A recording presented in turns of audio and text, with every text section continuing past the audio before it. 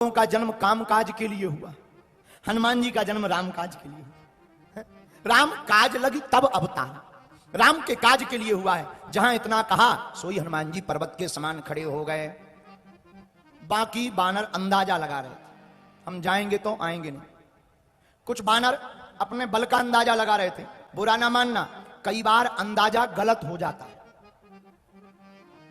एक आदमी का एक बहरा मित्र था, नरसिंहपुर का एक आदमी था, उसका नाम था चंगीलाल। उसका एक मित्र था, वो बहरा था, बहरा। तो एक बार मित्र बीमार पड़ गया, वो गया तो पत्नी ने कहा कि तुम्हें कम सुनाई देता है, लड़के को लेवा जाओ, ये कान में जोर जोर से बोल देगा। अरे बोले रहने दो, दो तीन बातें ही तो पूछनी है, सीधी सीधी पूछ लेंगे, काहे को ले जाएं, लोगों को और पता लग जाएगा कि हम बहरे हैं। कई बार ये भी बड़ा खतरा है कि जो आदमी है वो दिखना नहीं चाहता है।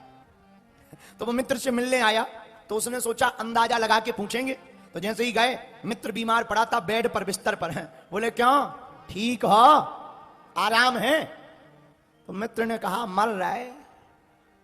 तो इसने अंदाजा लगा रहा कि हाँ ये कह रहे कि नहीं अब तो आराम है। बोले नहीं, बहुत अच्छा है, भगवान जल्दी सुनेंगे।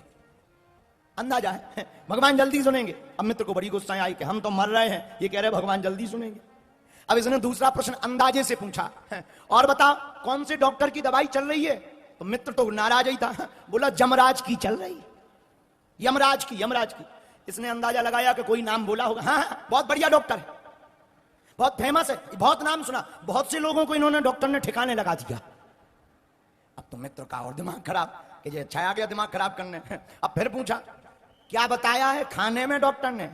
अब मित्र तो नाराज हो ही चुका था, बोला पथरा बताए, पथरा। हाँ, हल्का भोजन है, हल्का भोजन पाना चाहिए, दोनों टाइम खाओ, बहुत हल्का भोजन है।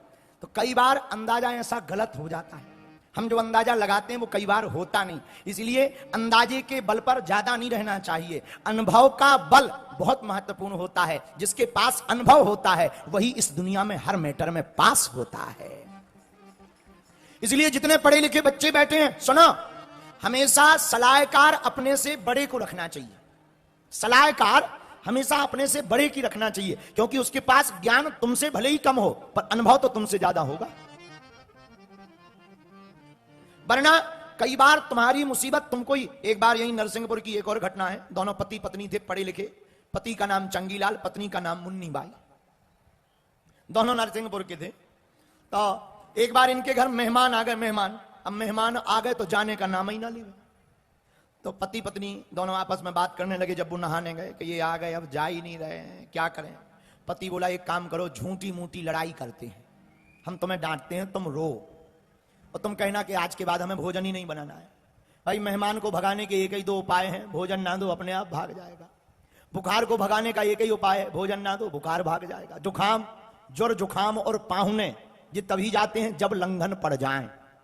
भोजन ही ना दो, बुखार में भोजन ना दो, बुखार भाग जाएगा। जुखाम में भोजन ना लो, जुखाम भाग जाएगा। मेहमान को भी भोजन ना दो, चले ही जाएगा। भैया आप ठीक है, चल रहे तो पति पत्नी ने आपस में बात की। पत्नी बोली ठीक है तुम डांटो, हम नाराज होते हैं, रोते हैं।